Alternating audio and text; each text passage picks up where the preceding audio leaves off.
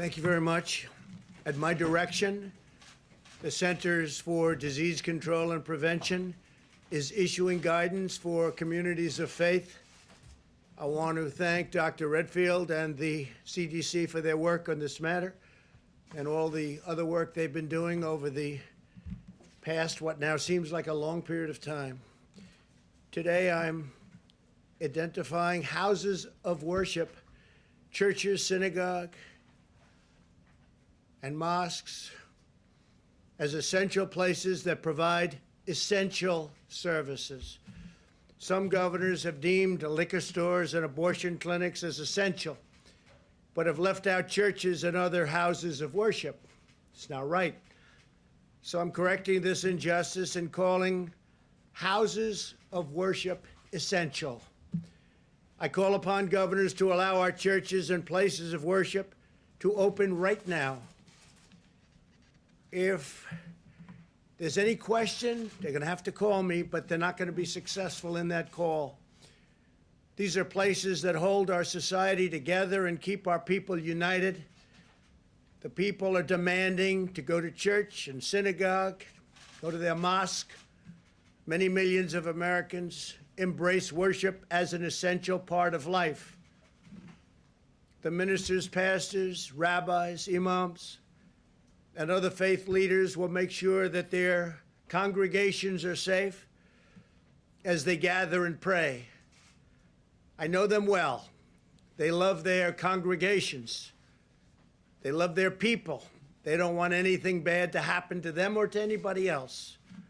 The governors need to do the right thing and allow these very important, essential places of faith to open right now for this weekend. If they don't do it, I will override the governors. In America, we need more prayer, not less. Thank you very much. Thank you. Mr. President, will you be going to church? Mr. President, what is your All right, everyone. It's a pleasure to join you today. That was a great announcement from President Trump. I'd like to introduce Dr. Birx right now. She has a wonderful presentation pursuant to Reopening America and some great data to share with you, so I'll let her kick this off. Thank you, Kayleigh. If we can have the first slide, please. I wanted to start out with a summary of the number of Americans we have lost to date. But the exciting thing for all of us is the decreasing mortality over time. And I think it both is a real aspect of the amazing healthcare workers on the front line, the ability of people to share at the front line how best to care for the patients, and the continuous decrease in mortality over time. Next slide. The other thing that has decreased significantly over the last month is new hospitalizations. We can see now that there's over a 50% decline in new hospitalizations. Although every region of the country is different, we are encouraged to see these new hospitalizations declining. Next slide. I've talked before about the extensive surveillance that CDC has made available to this country.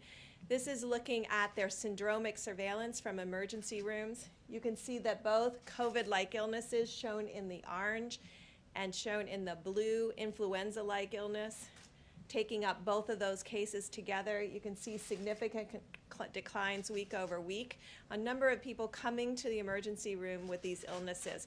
That goes along with our new hospitalizations. What we like to do is triangulate data, put data together from multiple sources to see if we're seeing the same trends so that we can ensure that we're making progress together. Next slide. This is their influenza-like illness surveillance system that has been up and running for more than a decade now. You can see each of the influenza peaks of this last year. I think that's very important to remind people of because we had influenza A, influenza B, and then we had COVID-like illness. And while we know it's COVID, that's the last orange peak. What we really find encouraging is across the country, we are below baseline. Why is that particularly important? Now, these are reported state by state, county by county. So each county will be able to see precisely where they are And then if there's changes in this, it becomes yet again an early alert system. So I've showed you 2 early alert systems. One of them, emergency rooms visits based on our syndromic illness qualifications that the CDC has up on their website, and then the influenza-like illness. And again, to the American people, all of these are available on the CDC website under COVID-19 cases and surveillance. Next slide. Now, I want to show you, I'm going to go through these very quickly. This is where we started. This is influenza-like illness. The red, and the darker the red, the more significant the influenza-like illness is in that state. So you want to get to green. So this is the week ending March 28th. I think many of us can remember what that week was, and this was when we were at the very beginning of our acceleration into logarithmic phase. Next slide. This is April 4th. You're starting to see some of the states already turn green. Next slide. April 11th, more of the country. Next slide. April 18th. Next slide. April 25th. Next slide. May 2nd, and you can see, and I really call your attention to, there's a orange area on this slide, and you can see that it's the Maryland area, and we've been calling that out for a while, the high plateau in Maryland. You can also see Minnesota and Wisconsin. Next slide. And then you can see Wisconsin still. You can see Maryland is yellow. Next slide. I want to turn just a moment, and I know that took you through a lot of slides quickly, but I think we can see as a country we have decreasing amount of illness, both at the emergency room and reported through the influenza-like illness. 2 of the surveillance systems that the CDC has up and running, these come from the states, they come from the counties, and many of the states have these also on their websites. We talked earlier about how we had prioritized testings to the area that had the most significant disease. And you can see now Rhode Island has led all of the states. It's almost up to testing 12% of all of their citizens. That's followed by New York. And you can't see New York, but that's the very next one. New York, and then North Dakota. And so you can see that, well, you could. Yeah, you can see that most of the high burden areas of the United States had more than 6% testing. That's when I think you heard from Admiral Giroir, we wanted every state to test at least 2% of their population during May. You can see 100% of the states now are over 2% of their population. And we'll fix this slide so you can see every state, but many of the states now are over 4%. And this is just after getting all the materials to ensure that they have adequate transport media and swabs. So we're encouraged by the progress that many of the governors and states have made in their testing of their population. It is also why we took the opportunity to really encourage governors, and it was to encourage governors to test 100% of the nursing home residents and staff, because many of our outbreaks that we have seen over the last 2 months have started in nursing homes. Next slide. Now, this is a complicated slide, but this is trying to show you how we triangulate data. So I took you through our surveillance systems. I've taken you now into the start of how we use laboratory data to really understand what's happening both in the metros and at the state level. This is every single state. And you can see the triangles, the top part that you can see, the little triangle-y pieces are the diamonds. That is where the states were in the number of positive tests. This is the nucleic acid test. This is diagnosing virus in your nose. You can see where it was 30 days ago and where it is now by the red squares. You can see a dramatic decline across the states, and indeed, New York City just 6 weeks ago was almost 40%. It is now for the first time as a New York state under 10%. And so this is the progress that we're making in both expanding testing, finding more people, but ensuring that we're getting testing rates at about 10%. This line is 10%. So 42 states are now have less than 10% test positive on a rolling 7-day average. Now, again, I'm going to call your attention to the top 3 states. The top 3 states with the largest percent, and this is so you can all make your decisions about going outside and social distancing. Potentially playing golf if you're very careful and you don't touch the flags and all of those issues. Playing tennis with marked balls with just one other person, so you're only touching your ball. We found really people who enjoy sports have been able to really adjust to social distancing. But you can see the top 3 states are Maryland, the District, and Virginia. And so there is still significant virus circulating here. That is followed by Nebraska, Illinois because of Chicago, and what we've talked about before about Minnesota. So those are our top states as far as still having high number of test positives. When I say high number of test positives, they're all under 20%. If I had shown you this slide 4 weeks ago, half of the country would have been over 20%. So this also shows progress, but also very clearly about the region we're living in right now with disease. Next slide. Now I wanted you to see this as a metro because that's as a state level. So we look at this in multiple different ways. The number 1 metro with the highest positivity rate is the District of Columbia, which includes Northern Virginia and Maryland, Montgomery County, and PG County. That is followed by Baltimore, Chicago, and Minneapolis. And so these are the places where we have seen really a stalling or an increase of cases, as in Minneapolis. You can see all the other metros are almost all exclusively below 10%. So we see this as great progress across the board in the metro areas. Next slide. So we also look at daily cases and daily case numbers, and I know that you all know that that's a very erratic, and it depends sometimes on how the tests were reported, how the case were reported, and so you often have to look at it over a 3 or 7 day period. This is looking at daily cases on a 7-day rolling average. You can see the number 1 at the top peak that has now come down dramatically is the New York metro area.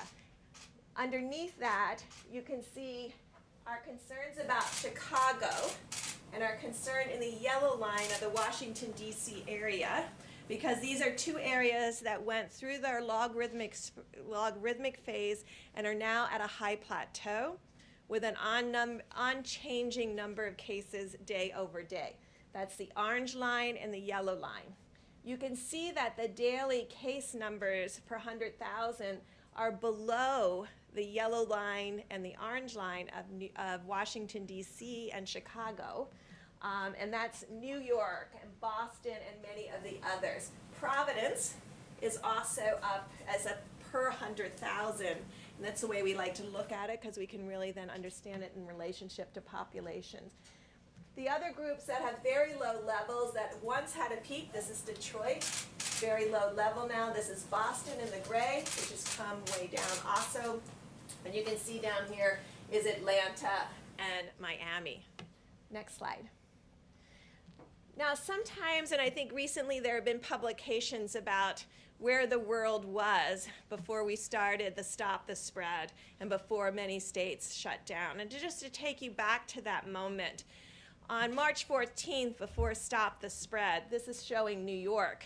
I didn't even put March 14th on there because New York on March 14th had less than 50 cases reported. Chicago had less than 10. Washington had less than 10. LA had less than 20. The large state at that time that had a significant number of cases was the Washington area, Washington state, which had 100 cases. On March 14th, we had about 500 cases distributed around the United States, not in any dramatic hotspot per se, but the majority of those cases and the hotspot at that moment was Washington state. This is how the New York metro area, which includes obviously northern New Jersey, northern parts of Pennsylvania, parts of Connecticut and Rhode Island, and the dramatic decline that they've had in the number of cases. And I know you know that also mortality has started to decrease in that northern New Jersey and New York area. Next slide. But I wanted you to see how we bring all this information together on a daily basis. The red line in this graphic are the emergency room visits. So those are the syndromic visits that I discussed with you at the beginning. The blue line is the test positive, and again, it's very erratic because of the reporting of when cases sometimes from the entire weekend are added on a Monday morning. And then you can see the actual case numbers in the black bars. And so that's how we bring everything together. And what we want to see is all of the items trending down. We want to see the number of positives that you find, because we really have states now looking for asymptomatic cases. So we want to ensure that both asymptomatic cases, symptomatic cases are all declining as shown in the blue line, that emergency room visits are declining, and the actual case numbers are declining together. And of course, then there's mortality behind that in the green bars that are hard for you to see. Next slide. But this is the Washington area. And so that's why I want you to see that contrast. You can see there's not been that dramatic decline in the blue line. There's not been that dramatic decline in the black bars of cases. And there's not been a dramatic decline in the emergency room visits with COVID-like illnesses. So even though Washington has remained closed, LA has remained closed, Chicago has remained closed, we still see these ongoing cases. And I've asked the CDC, and the CDC is working with the local areas in Chicago and this area in LA to really understand where are these new cases coming from and what do we need to do to prevent them in the future. Next slide. This is Chicago, again, just to show you going up into this high plateau that has been fairly persistent. Next slide. And this is Los Angeles. So you can get a flavor of where we have concerns, of where cities have remained closed and metros that have remained closed but have still persistent high number of cases. Next slide. So then I wanted to talk to you about outbreaks, because throughout this all, there's been a large part of America that has been in many states that have been really finding their outbreaks, containing those outbreaks by testing everyone and doing contact tracing, and then stopping them and stopping those outbreaks in their tracks, what we have been talking about everybody being able to do across the United States. And so this illustrates the counties that had a 100% increase in new cases over the last 3 days. Now, the reason I wanted to show this is because I see more and more graphics out there that talk about cases going up versus cases going down. Just to give you an example of Wyoming, and I think many of the groups now have Wyoming as a red state of cases going up. Wyoming 3 days ago had 5 cases confirmed, and yesterday had 9. So they qualify almost and show up as this large increase. It's a good alert for us. We immediately look and see what exactly is happening at the state website. But you can see when you have very low number of cases, you can have a doubling from 5 to 10 number of cases and show up as a 100% increase. And so each of these have to be investigated separately to really understand what this is. It is the way we find outbreaks in prisons. It's the way we have been finding outbreaks in nursing homes. And we have this graphic that goes through all of the counties as well as, next slide. So this is one state's analysis. And what they have shown, and they have been able to find each of their outbreaks, contain every one of their outbreaks, close those outbreaks and call them closed cases. In this case, the dark blue is community spread. The rest of it, 50% of their cases, have been coming from outbreaks that they've been able to contain.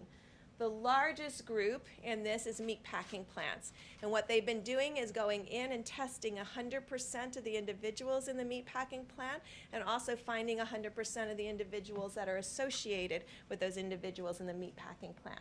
They've been able to go into group housing, social gatherings. So just as we discuss all of this, and when you go out for this weekend of Memorial Day and you want to do some kind of social gathering, it's very important to maintain that 6 feet distance, and very important to have your mask with you in case that 6 feet different distance cannot be maintained. But it also talks about long-term care facilities. Now, interestingly enough, 50% of their total cases, since they've been tracking, came from these outbreaks. Almost 70+%, 76 of all their mortality, though, came from these outbreaks. And this is why we have been really pushing both in the original Opening Up America Again, in the testing blueprint, we talk about proactive surveillance, proactive monitoring and testing in areas that you know are particularly susceptible to outbreaks. Every state has this knowledge now and this type of analysis. And so when they have these kinds of analysis, what we're asking them to do is proactively go and test everyone in meatpacking plants, to proactively go and test 100% of the residents and workers, and then a follow-up of the workers in every single long-term care facilities. And this is to find the asymptomatic cases. I know CDC yesterday released that they thought 35%. We started with the understanding that we thought it was around 11 to 15% based on the experience with one of the princesses, but now we know it's at least 35. It may be greater than that because it may be so age dependent that there may be a lot of people under 30 that have the virus and are shedding the virus and aren't aware that they have the virus. And so proactive monitoring, proactive testing will become absolutely critical to find these asymptomatic cases. Next slide. So this is my last slide, and this is just to show you what an outbreak looks like. So if you look at this axis, it's normalized through 100,000 population. But you can see this is what we want to see. We want to see very low case number. We want to see that they've identified an outbreak. They've tested 100%. They've contained 100%, and then they don't find any more cases. And so this is what's happening across the country, county by county. This is a county map to really show you the work that's going on. And since the last 2 months, we've gone from, I think, less than 4,000 contact tracers to nearly 50,000 contact tracers. And this is what's been happening behind the scenes. But I really want to applaud the governors and state and the health and local, the health commissioners and the local health departments who have really been working quietly in an unassuming way to really find these cases, track these cases, isolate these cases, and ensure there's no additional spread. And you can see in many of these instances, they've gone more than 2 weeks without any additional spread. And so this is what we are hoping goes across the United States. Now, we all have to admit it's going to be much more difficult in metro areas because you have to really identify where are those asymptomatic cases and how will you find them. And it's why there's been a lot of additional resources going into disadvantaged areas and to the federal community clinics to be able to proactively be able to test for this virus and find asymptomatic individuals. When someone gets sick with COVID, excuse me, when someone gets sick with COVID, you've heard the cases. Some of them have very high fevers. And so they're not out walking around.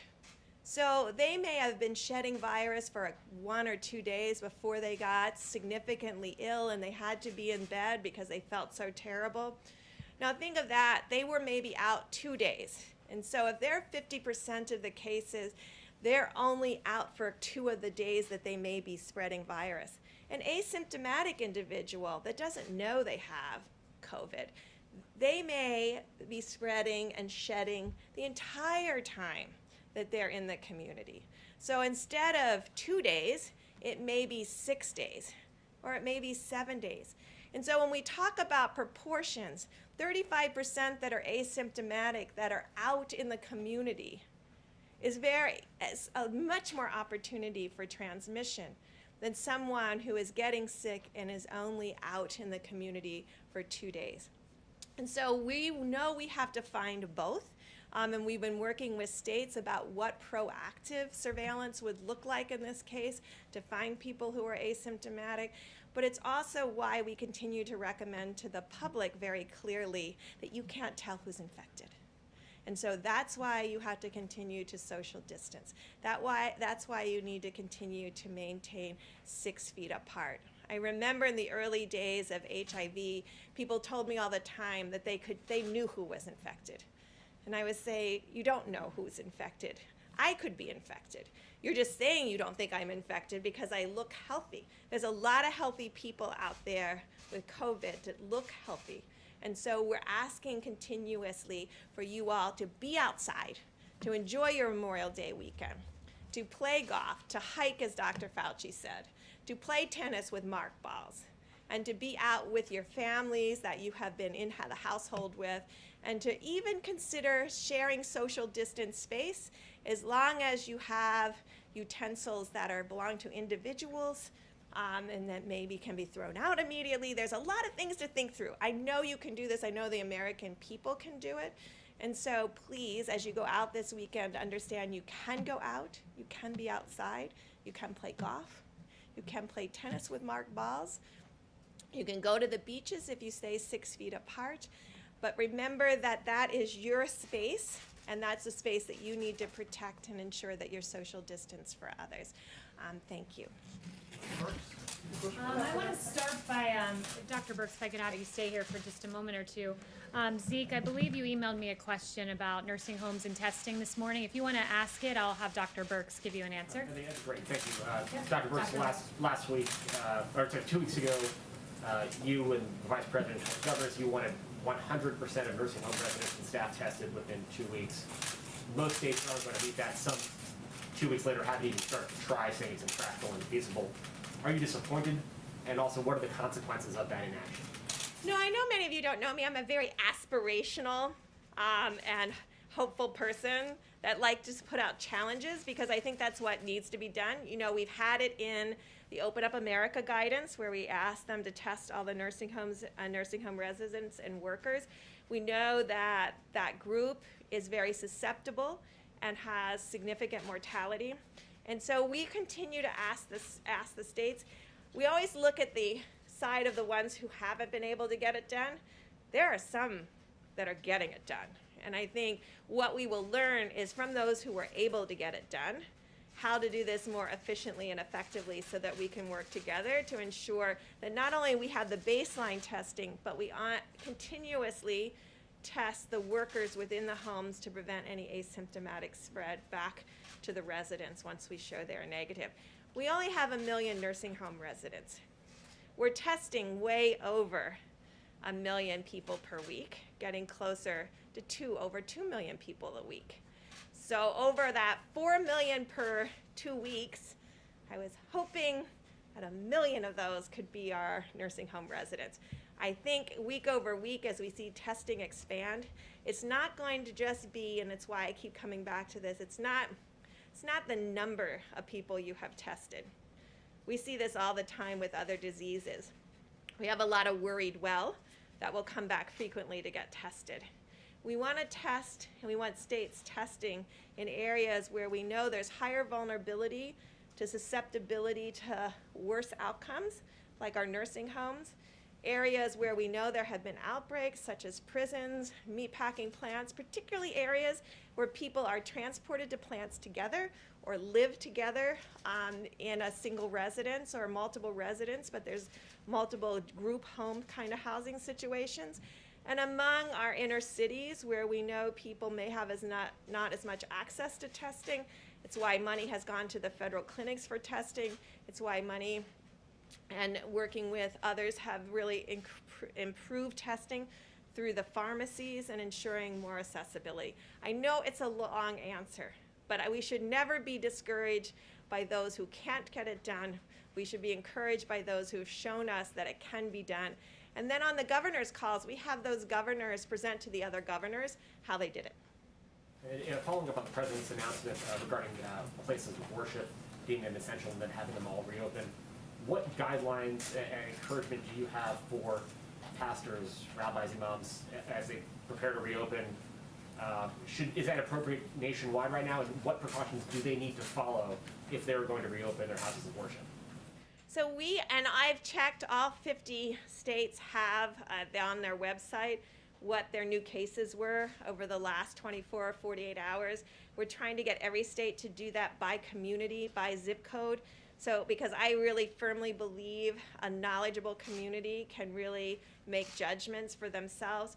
I think each one of the leaders in the faith community should be in touch with their local health departments so that they can communicate to their congregates. Certainly people that have significant comorbidities, we want them protected. I know those houses of worship want to protect them. And so really ensuring that maybe items, Maybe they can't go this week if there's high number of COVID cases. Maybe they wait another week. But there is a way to social distance like you are here in places of worship. And I think what we're trying to say with the CDC guidance is there's a way for us to work together to have social distancing and safety for people so that we decrease the amount of exposure that anyone would have to an asymptomatic. And I say it that way because I know all of you and all of Americans, if they didn't feel well, they wouldn't go to church that day. Let's take one more for Dr. Brooks. John? Yeah, Dr. Brooks, can you comment on the latest study on hydroxychloroquine? There's this Lancet study that suggests, again, that the drug could cause heart problems and even increased mortality. The president's obviously said that he's been taking it. What's your recommendation, and what's your recommendation on using that drug as a prophylactic?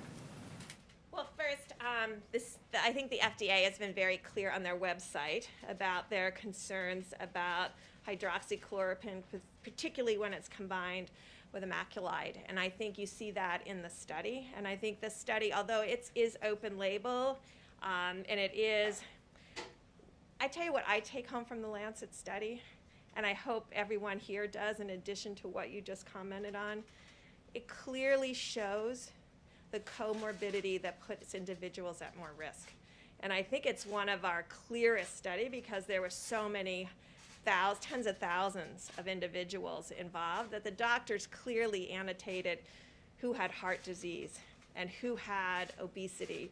And you can see dramatically the increased risk for that. There are still controlled trials going on, both for prophylaxis and pre-exposure prophylaxis, as well as controlled trials looking at, in a hospital setting, how these drugs do. And I think those are still pending. But I hope everyone looks at those comorbidities. And for all of our millennials out there, they get data like this. Look at that. Go through and see if your parents or your grandparents have any of those things and make sure you're helping protect them. I'm really worried about people in my generation because we're very social at times.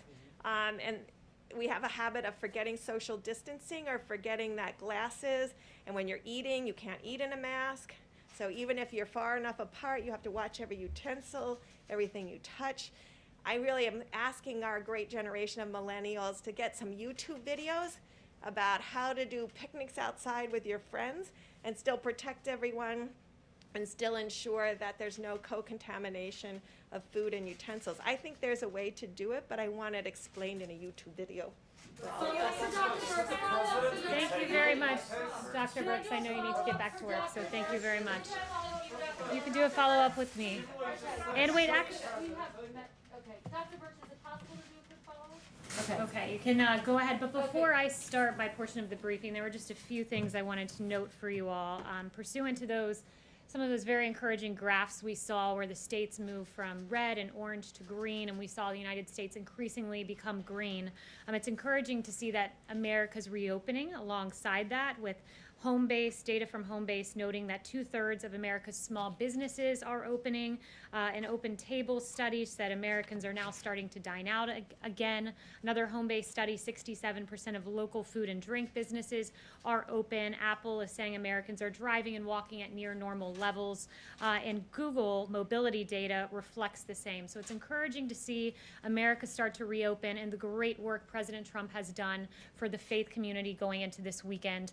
We have a First Amendment. It's very important that we protect that. And these churches, these synagogues, these mosques, they are essential, and President Trump underscored that. And finally, before getting started, I wanted to note that the president, as you all are well aware, donates his salary to various initiatives and parts across the federal government. In this quarter, he will be donating his salary to HHS, Health and Human Services, to develop new therapies for treating and preventing COVID-19 so that we can safely reopen. Here is the check, amounted to $100,000 that will go directly from President Trump and his paycheck that he does not take, but rather donates it to various noble initiatives, including in honor of COVID this time and those who have passed and the studies underway. He'll be donating it to HHS. And with that, I will take questions from you all. Kayleigh, Yes. a couple of questions to follow up on the president's announcement. First, just to clarify, he came out and said, I'm calling upon governors to allow churches and places of worship to open up right now. Dr. Birx just said in areas where they have high cases of COVID-19, maybe they should think about waiting a week. So which is it, and why the mixed messaging? That's up to the governors. As it's said in our guidance, we note that while many types of gatherings are important for civic and economic well-being, religious worship has particularly profound significance to communities and individuals, including as a right protected by the First Amendment. The president wants to see these communities open. Dr. Birx was integral to making these guidelines, and they lay out a pretty clear path for faith communities to reopen. The president said he's going to override the governors. Under what authority would he do that? And to your point, he said several weeks ago, this is all up to the governors. Well, I think you're posing a hypothetical, and I think we can all hope that we see governors. He would override the governors. You're posing a hypothetical, though. You're assuming that governors are going to keep churches shut down and keep mosques shut down and keep synagogues shut down. That is a hypothetical question, and we will leave it to these faith communities to reopen. Said if governors don't We'll listen leave to it to him, faith he's gonna communities to override their reopen. And authority. Kristen, I think we can all hope that this Sunday people are allowed to pray to their gods across this country. That's a good thing. And I'd also note there's detailed guidance in here about the way that you can clean your facilities, promote social distancing. So this is something that we should all look at and be thankful that we are encouraging these faith communities to reopen and do so in a safe way.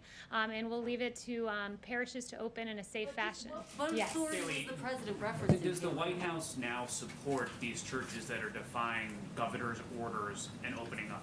The president's been very clear. He wants churches to reopen. He wants them to do it safely. He wants them to do it in accordance with our guidance. It's laid out very detailed.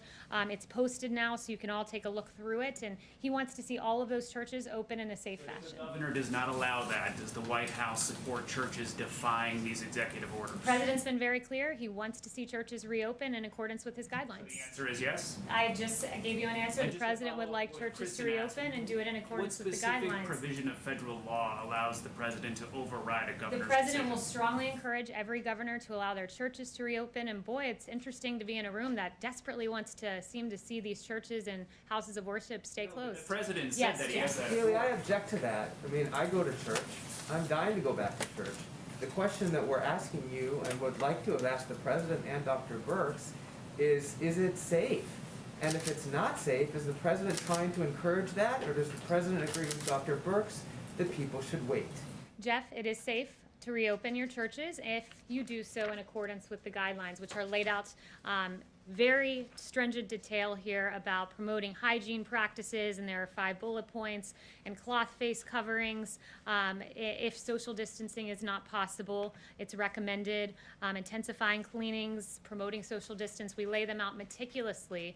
So I am thankful that we have a president that celebrates the First Amendment. The same amendment that gives you all the ability to ask me questions is there to have the freedom of worship, so imams and pastors can go to their churches, can go to their places of worship, and can celebrate what is a First Amendment right in this country, which is to pray to your God and to practice your faith. And we Chanel. celebrate that too. I just want to follow up by saying we celebrate that too. And so we Certainly should the be First thankful that Amendment there are part. guidelines But to we're allow not- us to but we're not re-engage in asking- that behavior. We're not asking you if the president or people are allowing Americans to pray. That's not the To question that gather people in their are places asking of here. worship, to attend church services, to pray together. And the president has laid out a clear path. The CDC has laid out a clear path for this to take place, for our First Amendment to be exercised in a way that is safe and robust. And that is something that is a good thing, and I'm thankful that we have a president who celebrates the First Amendment and helps it to be celebrated in its fullest and most robust way possible. Chanel. Thank you, Kayleigh. I'd like to switch gears, asking about President Obama. We had does the president, we had an interesting article from Joel Pollak this morning, and I would like to ask you if the president has considered pardoning President Obama for illegally wiretapping on Trump Towers, illegally spying on U.S. citizens, and other potential crimes out there. Has he considered that? So I have not spoken to the president about that, but who I did speak to about President Obama and unmasking Michael Flynn were the men and women in this room. I haven't spoken to him on that specific point, have spoken to him about the matter generally, and I laid out a series of questions that any good journalist would want to answer about why people were unmasked, and all sorts of questions. And I just wanted to follow up with you guys on that. Did anyone take it upon themselves to pose any questions about Michael Flynn and unmasking the President Obama spokesperson? Oh, not a single journalist has posed that question. But Okay. Michael Flynn's name wasn't So matched. I would like Kayleigh- to lay Kayleigh- out a series of questions, and perhaps if I write them out in a slide format, maybe we're visual learners and you guys will follow up with journalistic curiosity. So number one, why did the Obama administration use opposition research funded by a political organization and filled with foreign dirt to surveil members of the Trump campaign? Number two, why was Lieutenant General Michael Flynn unmasked? Not by the intel community entirely, but by Obama's chief of staff, by the former Vice President Joe Biden, by Susan Rice, by the Treasury Secretary. I mean, this is extraordinary. And, you know, if it were political appointees in the Trump administration, I can guarantee you I'd have questions in my inbox right now, but apparently Obama's spokesperson does not. Why was Flynn's identity leaked? In a criminal act. It is a criminal act to leak the identity of Michael Flynn to the press, but it happened. Where are the questions to Obama's spokesperson? Because my team would be running around this building should this have happened under the Trump administration. Why did the DOJ, Sally Yates, learn about the unmasking from President Obama? So much for going by the book. As Susan Rice said 3 times, thou doth protest too much, Susan Rice. And then finally, question number 5. Why did James Clapper, John Brennan, Samantha Power, and Susan Rice privately admit under oath they had no evidence of collusion while saying the opposite publicly? It's a long weekend. You guys have 3 days to follow up on those questions, and I certainly hope the next time I ask, some hands go up, because Obama's spokesperson should be asked those questions, because President Trump's spokespeople certainly would be.